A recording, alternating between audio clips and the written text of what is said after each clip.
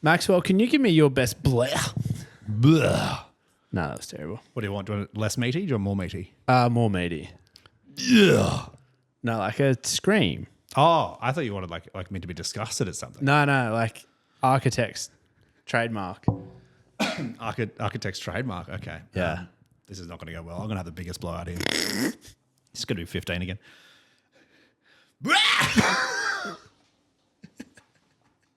Yeah, it's not going to happen, I don't think. But anyway, we're here now. Hi, Sam.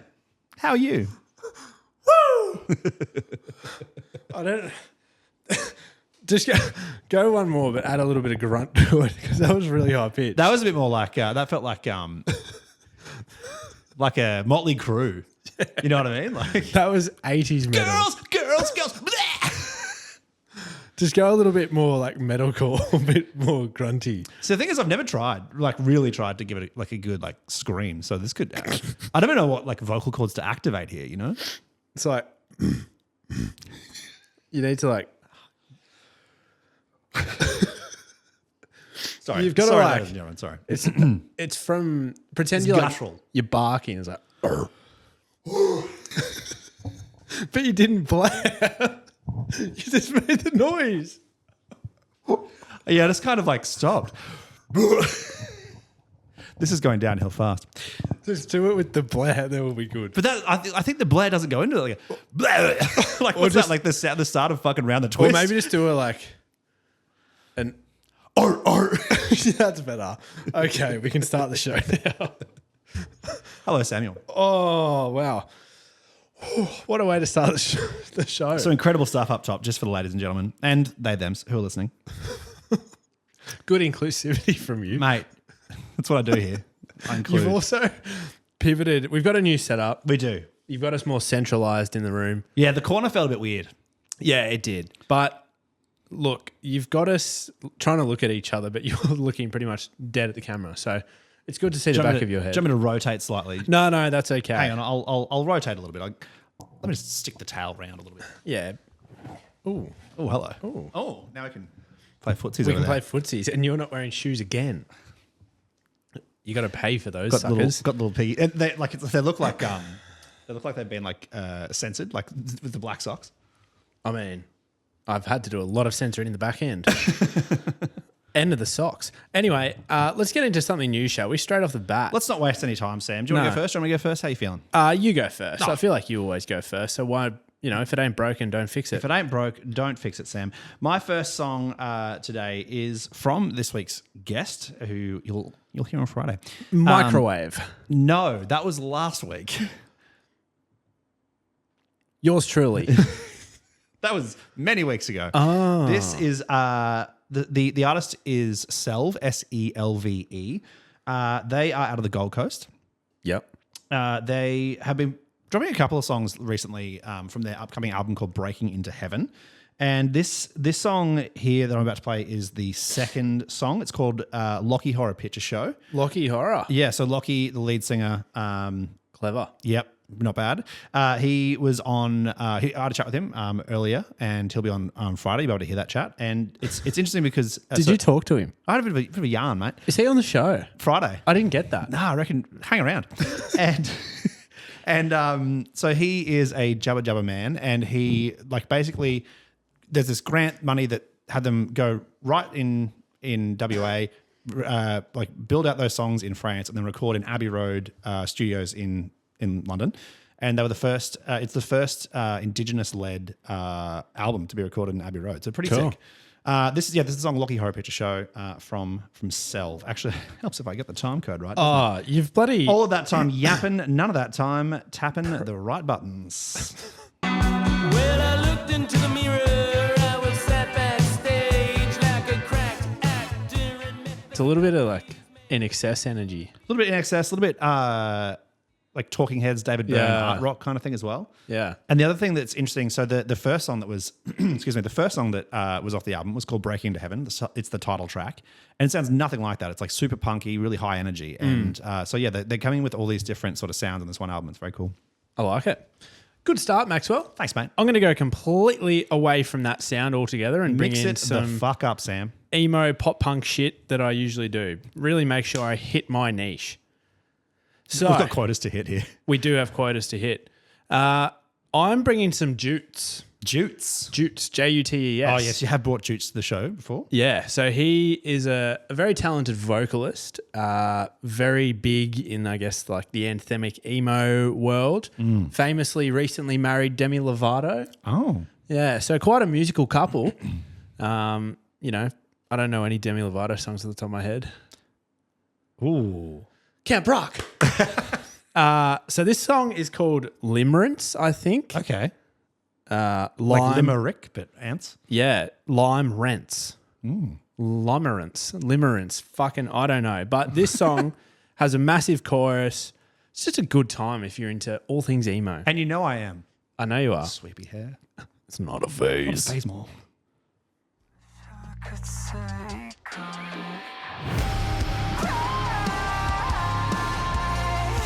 Could you live if you lost me this time? I slipped on that fade down. It was like, oh, okay, done. Hard phase. That's enough of that. That is a phase, Mum. Fade. No, I said phase. I know. Said phases to Mum. Jeez, there was a delayed reaction on that one. Sometimes I've been given feedback that you're too quick for me sometimes, and then I don't get it, and then I move on too quickly. So I'm starting to just listen to you a little bit more. Good to know you weren't before. I liked in that chorus, I guess, they're like right buried deep in the mix. It sounded like someone's like having a real guttural scream, like the one you probably heard at the start of this episode. But like they'd really like buried it deep, so you could just hear it coming through over those guitars. It was actually quite cool. I quite liked it. Thanks for coming to the show. Yeah, that was Sam's song that he brought. Oh, you know that where that's going, don't you? Up my ass.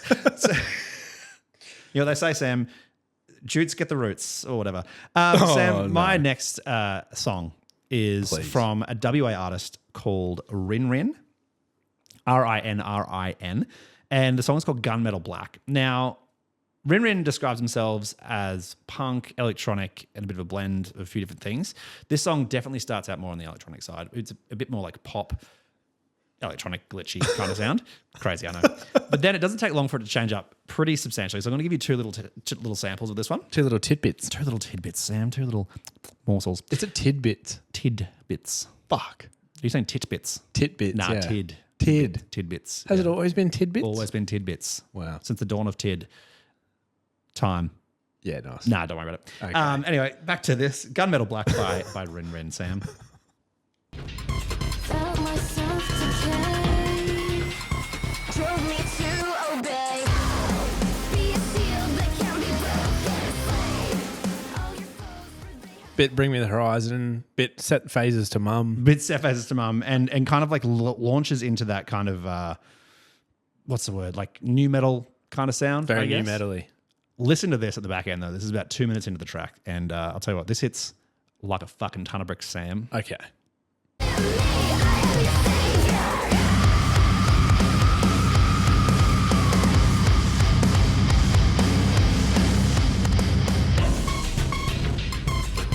The fuck? Mate, never let them know your next move. There's some brown notes in there. Wow. Yeah. That's a bit different from you. Very different. Wow. You know me. I like to keep you in. I keep you guessing, Sam. Keep me guessing. Yeah. Well, I'm going to keep you guessing. I've brought some shoegaze. Wouldn't have seen it coming. This is a band I found on Instagram called Farewell Days. Yep. Their song is called Owl Song. That's all I know about Owl? them. Owl. City. Who? Yeah. So Both went for terrible jokes there. yeah, shit house. I think ever since I said that I'm going to start listening to you more, you've been a bit Terry Tryhard. Let's bring it back. Let's bring it back to where your strong suit is, subtlety. The rapid fire, the quick stuff. Yeah. You're really good at just not trying to talk to every single person in the room, just knowing your audience. Yeah, that's me. That's very you. me. You know, not at all an entertainer of the group. But anyway, this song's called Owl Song. It's by Farewell Days. That's all I know. But it's just classic shoegaze, guitar driven, you know, right up my alley.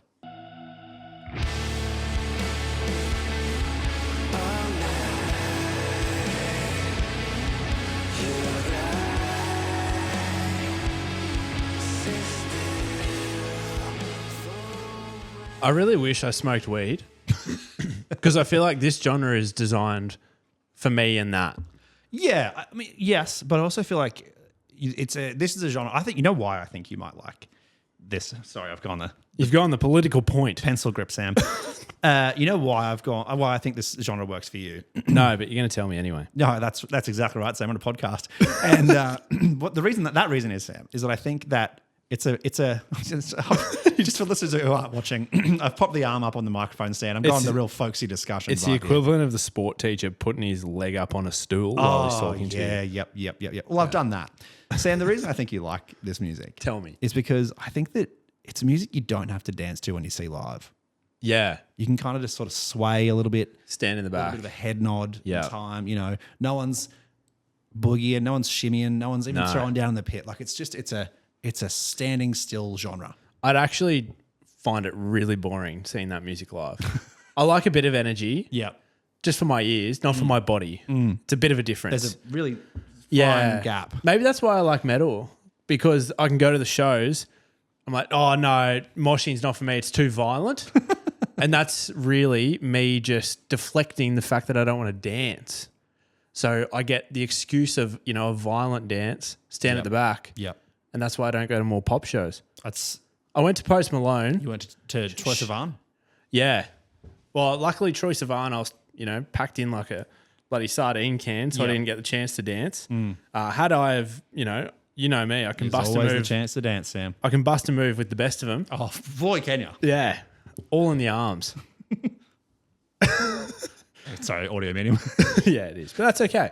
Your last song, Maxwell. My last song, Sam, is called "Catch Me Outside 2." Oh, no. I don't know if there's a first one. It's by Ski Mask the Slump God, Yep. and You're really bringing diversity here, aren't you?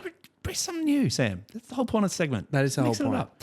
You always bring something new. I stay in my lane. And that's what makes it work. It is. You're pushing the boundaries. I'm very much just rebuilding them as you go. The production on this track is kind of sparse. It's built around this really like quite simple, weird but simple beat. And then there's all these kind of like ad-lib sounds and little weird samples that kind of sit next to it.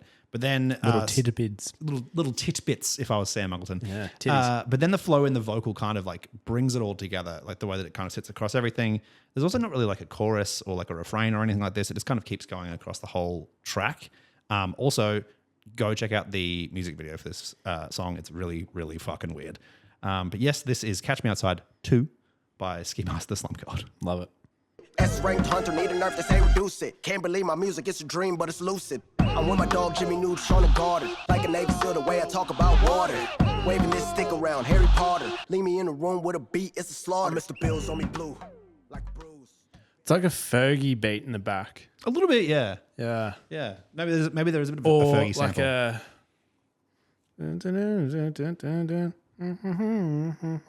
What's that song?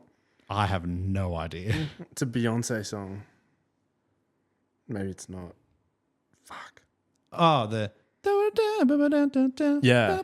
Yeah, I know the song you mean. And I can't It's think that the sort name of right now. beat. Yeah. Yeah, that's what I thought of. Yeah. Not Yeah. Fergie. Yeah. All right. We're going to get fucking rips on the text line for this. We'd have to have a text line first. Well, when we get it, that'll be the first thing. Mum's texting me going, that's fucking shit from you. Hey, guys, do you remember that in episode 189, 3 years ago, you guys couldn't remember the name of that song? Yeah, and that's cancellation period, isn't it? That is cancellation period. Anyway, I'm going to bring something that's new. Really heavy music. You're right there, mate? Sorry, I'm just getting tangled up in my chords here. Yeah, it's your setup. So, Yeah, I know. the only person to blame is yourself. Having a bloody mare. Sorry, Yeah. Sam, I interrupted you again. No, that's okay. I am bringing soon-to-be friends of the show to the show. Oh. Fit for a King. Oh, yes. Their new music is something I've slept on, but boy, does it hit like a freight train. Well, don't sleep on it then because it's uncomfortable. Yeah, it is. It's like sleeping on a bed of nails. You know, if you've got the appropriate distribution of of the weight. weight, Yeah. then you're okay. But geez, if you put one toe on there, bloody. Anyway, this song's called "Begin the Sacrifice," and you know when Amity went from chasing ghosts to whatever Drag the Lake's on, it was Let the Ocean Take Me into Drag the Lake. Is that the one with the ghost with the balloon? It's the one with the balloon love heart thing. Yes. So like I this still song, don't know what it's called, but yes. Yeah. I don't know what that album's called. No one does. But Drag the Lake, even Give It All from Let the Ocean Take Me. They have those really big, like screamed, sung choruses. Yep. So Fit for a King have gone down that alley. With this song, Begin the Sacrifice, it's a single off their upcoming album. Potential to be one of the heavy albums of the year. Oh. You know, amongst all the other heavy albums There's a couple from getting this down. year. Yeah. But I'm just going to play the chorus and see if you're reminded of an Australian band that did it first. And face the hurt again.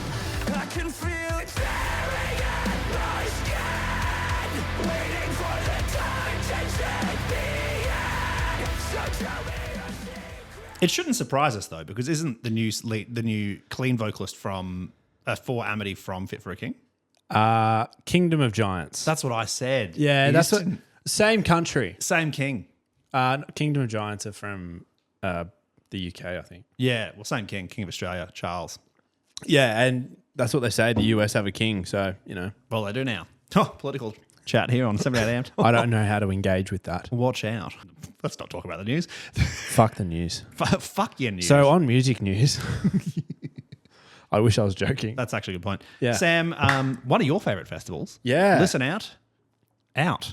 It's gone. She's out of here. She is fucking drop punted to Timbuktu. Thanks for coming. Catch you later. Here's your hat. What's your hurry? So why? So, okay. Here's my theory. Well, actually, let's take a step back and Let's explain take a what's step happened. back. So, Listen Out was meant to be running usually around September, October, and they've come out today at time of recording, a couple of days ago at time of listening, to say that they won't be running this year's festival. Instead, they'll be playing these things called Listen Out Presents Parties, where they're kind of bringing what they say is some of the best artists in the world to one-off shows across the country.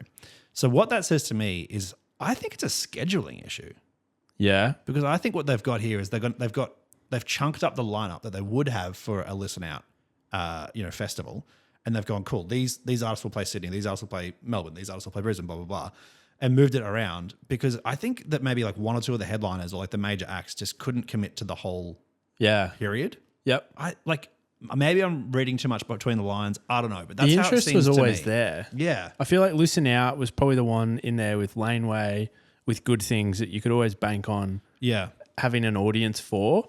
It is interesting though, and there's been some interesting commentary. Some people are really supportive of it and probably understand the difficulties in the Australian music scene at the moment. Other people are obviously pissed, and I guess rightly so either way. yeah.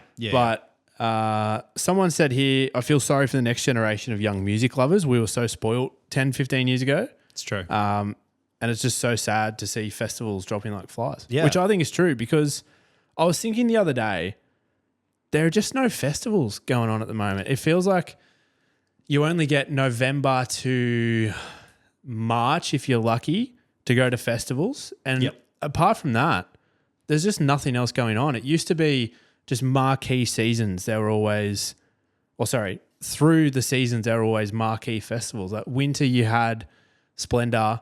New Year's Eve, you had about 15 different ones to choose from, but it was falls that usually took it. Around, like, Soundwave used to happen in That was like February, like like late Feb. February, March, and you used to melt because it was hot as fuck. But even then, that's 3 big festivals sort of spread out evenly across the year. If you go back further, you got Big Big Day Out was well. January. Yep. So you just had them all a little bit more spread out. Now you've got Good Things in December. You got Laneway in January or February. Jan, Feb, yeah. You've got Spilt Milk in November. It kind of December. moves around a little bit, yeah. It moves around. Listen Out was always September, October. Yep. And then you've got obviously all the New Year's festivals. You got your Wildlands and stuff like that. Wildlands, and then you've got Knotfest in March or May. Mm-hmm. So apart from that, from I reckon May to at least, let's say October, you've just got nothing. What I will say is I think there's 2 festivals that are bringing up that I think could be the next Splendor. You got Yours and Ours Yep. in Wollongong. They are doing 3-day camping festivals. They had a pretty stacked lineup this year. It was pretty diverse in a way that Splendor used to be and Big Day Out used to be. What I like that they're doing though, and I think that Australia hasn't done well for a little while, is the like good random legacy act. Like the Goo Goo Dolls are a great band that heaps of people want to see live. Splendor, they'd throw a legacy band on there and it'd be like just an old band. Yeah. Whereas I feel like throw in like a band that's like kind of having a resurgent moment like that, and you like perfect. Like that'll sell tickets. The Getaway Plan. Exactly. Yeah. Then the other one obviously is Big Pineapple here in Queensland. And I think that there's a lot of potential in Big Pineapple. They've got the huge festival grounds. Is that happening again? Or I haven't seen anything yet, but that's what I mean. they announced late last year. Don't forget about that. Because remember, it was almost November, wasn't it, last year? October, November. True. So if they announce kind of like August, September, that gives them a 2.5 month run in. Yeah. But yeah, I think that there's festivals that could replace those bigger ones. I think the problem is that a lot of those festivals just get too top heavy. You know, Yeah. the expectation sets too high, and then it becomes kind of a victim of its own success in a lot of ways. I feel like festivals don't need to have massive headliners anymore. I feel like there are so many good artists at that mid level where if you just had a stacked lineup that has quality across the board and you have one big-ish headliner, then people are more likely to go to that than a festival with a stacked headliner and then a weak sort of mid-section. Well, I mean, even Big Pineapple last year, it was an all-Australian lineup. It was massive. And it was rad. It was so good. I feel like we've spoken about it before, but festivals that have a huge variety of genre, they're just so much more fun. Like we saw June Rats play a DJ set, and then we saw Thornhill, and then we went and watched like Golden Features into Peking Duck. Like, it's just, and we saw Vera Blue before that. So you get a weird combo of all these different artists. You're like, sick, cool playlist. Yeah. It gets you set for like everything you want, which, and that's not to knock like things like good things, which are like not a single genre, but a more limited genre lineup. And not like that, they're also fucking sick. Yeah. Oh, and like we always take our hat off to them, but the Australian heavy scene is just always reliable. Mate, the post office, always delivering. Always delivering. Always delivering. Sometimes a little bit late, but that's okay. It's okay. So we've got good things. We've got Knotfest. We've got Hellbound Festival coming, the Cruise Metal Festival, and Parkway Drive are bringing their mini festival to Australia. Yeah. There's no lineup, there's no dates, there's no cities, just a promise that Park Waves Festival is coming to Australia. And that's what I said, like the Australian music scene the Australian heavy scene is just killing it. Yeah. And there's such an appetite in Australia because we have so much talent. But for context, Parkwaves debuted in Germany last year. Yep. And it was just a mini festival.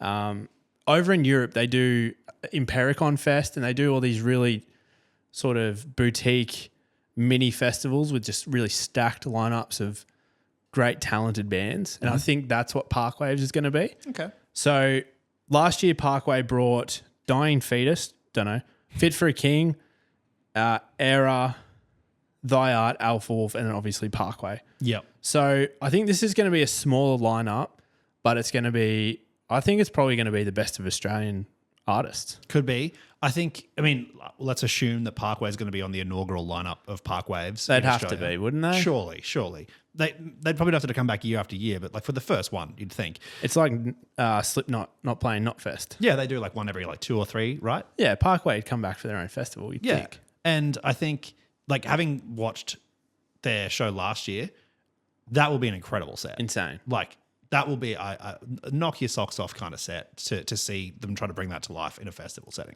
There'll be lots of pyro. Fucking A, will there ever. But yeah, I just feel like Australian heavy music has so much to offer that, you know, that's now 4 festivals within the heavy scene alone. Obviously, all the different genres have their little boutique festivals, but yeah, just maybe we could learn a thing or two.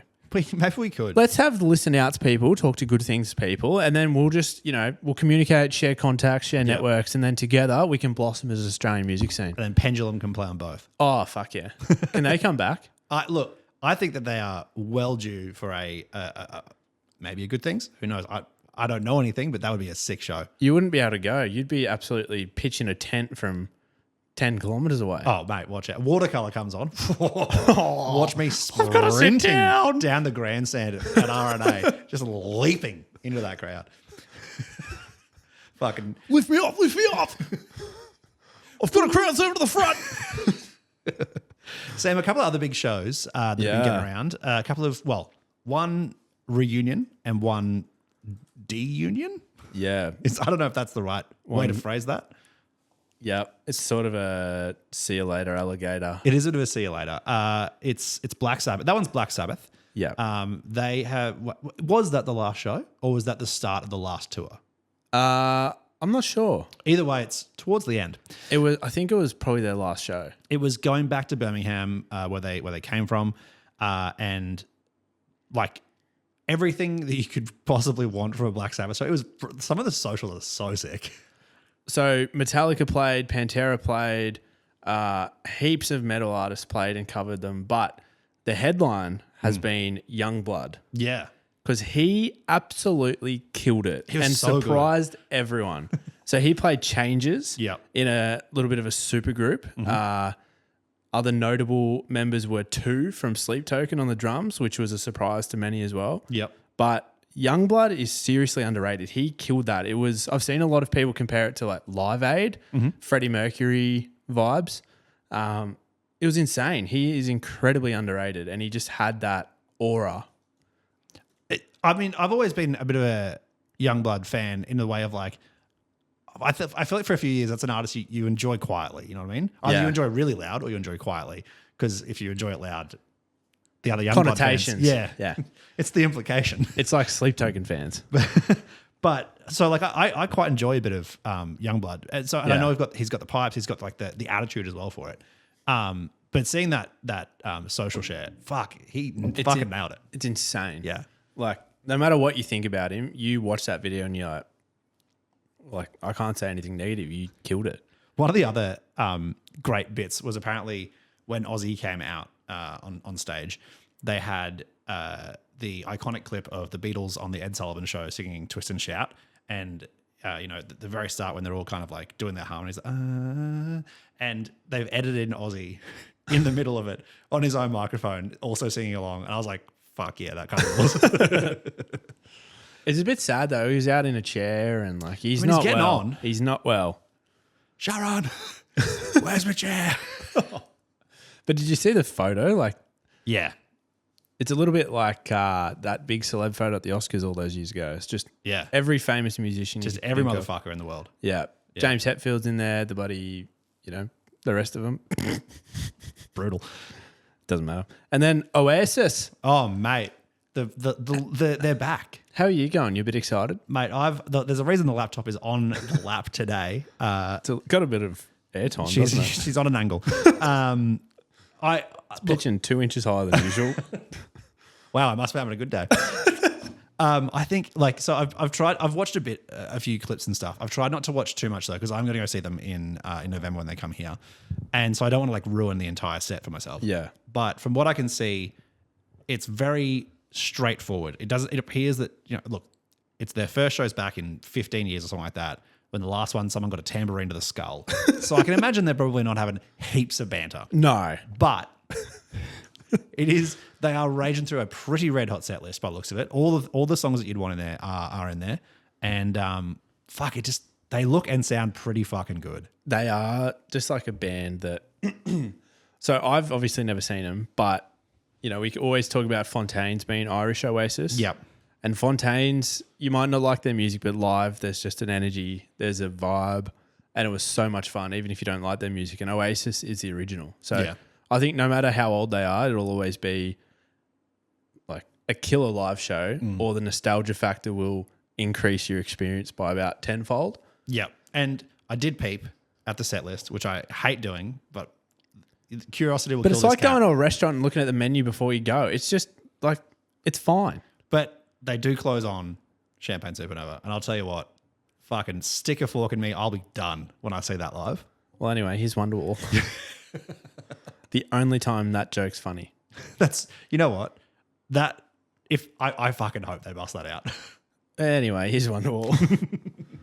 Well, should we get to the suitcase? I do like Sam's suitcase. So today I want to talk about something close to my heart. Oh. Your lungs. Yeah.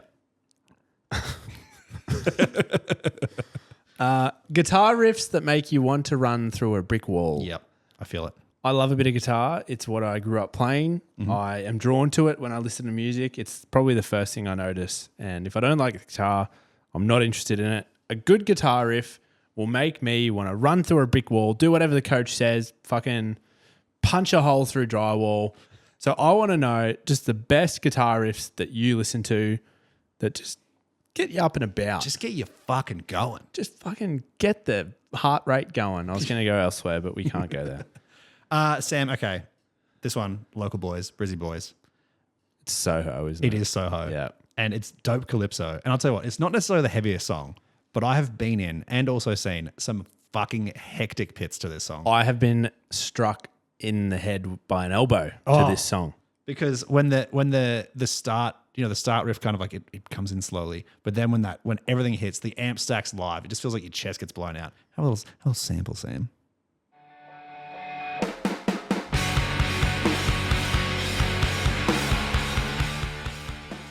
I've been killed so many times to that song.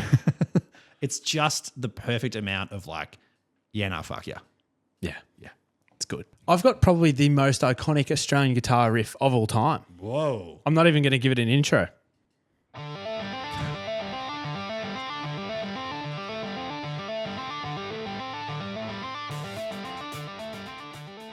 I feel like Joker and the Thief is just pre-footy game, pre-workout, like Post-footy game. post-footy game. Middle of the footy game. Half time. Your team's down by one goal and you just need a lift for that last little bit, but a Joker and the Thief. Case race with the boys afterwards.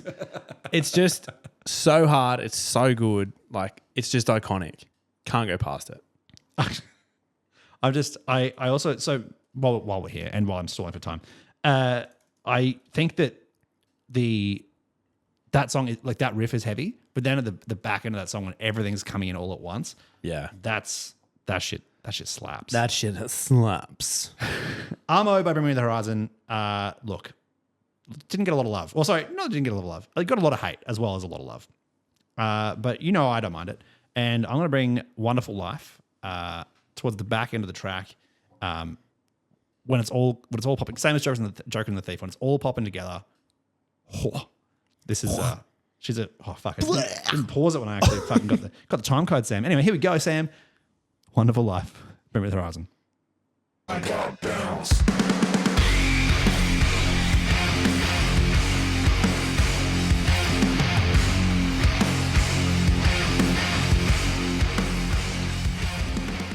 I can honestly say I've never heard that before. Really? Yeah. Oh, mate. I like it though. Stank. Yeah.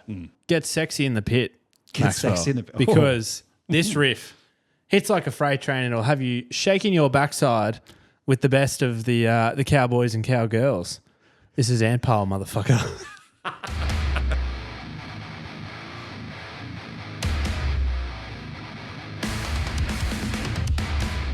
It's just mean.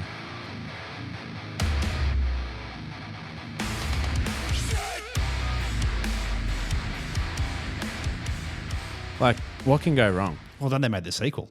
Then they made Empire 2, where all he says is 2. It's just stupid heavy. It's iconic. And then going into the pinch squeals afterwards, like, it's just good Texas metal, isn't No it? time to fuck around with that one. No time to fornicate with arachnids, Maxwell. Sam, this is a flashback from way back.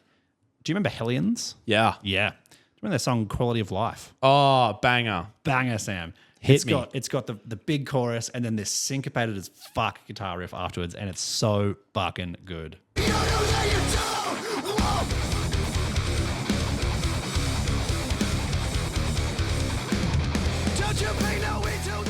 Can you play the intro for me? The whole thing? No, just the intro.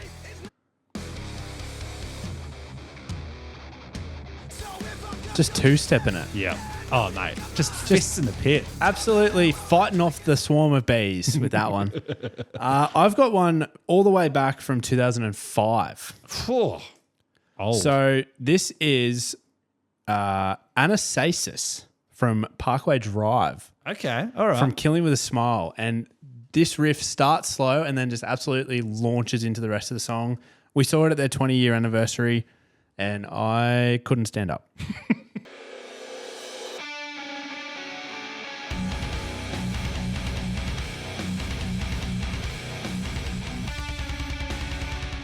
It's just, I love a good change of pace. And it's got a bit of that horse gallop. Yeah, it does. If you're doing interval running, this is your Skipping.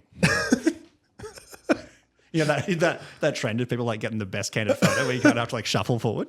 It's that, but metal. You've got one more for us. I've got one more for you, Sam. Friends of the show, 2 times friends of the show, because it's a featured artist as well, Sam. Oh. Ocean Grove feat the Dune Rats. This is Bored, and Let's shake the tree. let's shake the tree, Sam.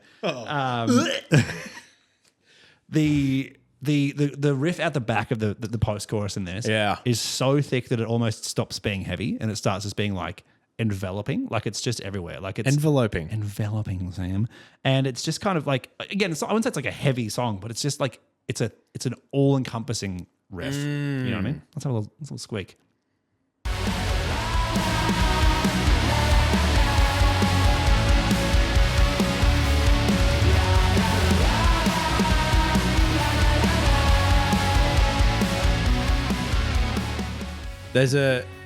It's a type of distortion in it. It's like there's a thickness that when they change chords, it like rips. It's like, Yeah. And that shit like hooks me. yeah. Oh, right in the gills. Right in the gills. I've got one more that's equally as heavy. Please. This is from a band that I don't listen to anymore. But This is a band I hate. yeah, I don't like them much anymore. But it's Of Mice and Men. Oh, yeah. Not the book. It's called The Depths. And if you know, you know. But simple, effective, like wall to wall, run at each other when this shit drops. Wall of Death vibes.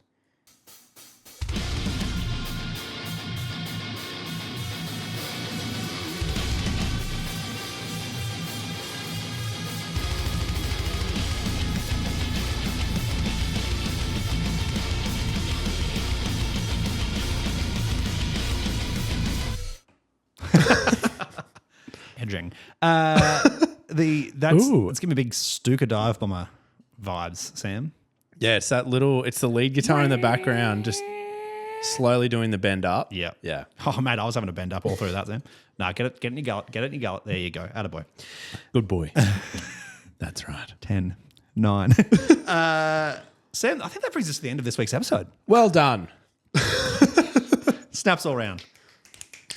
You know the real winner here? Friendship. Friendship. 78 amps is the friends we make along the way, Sam.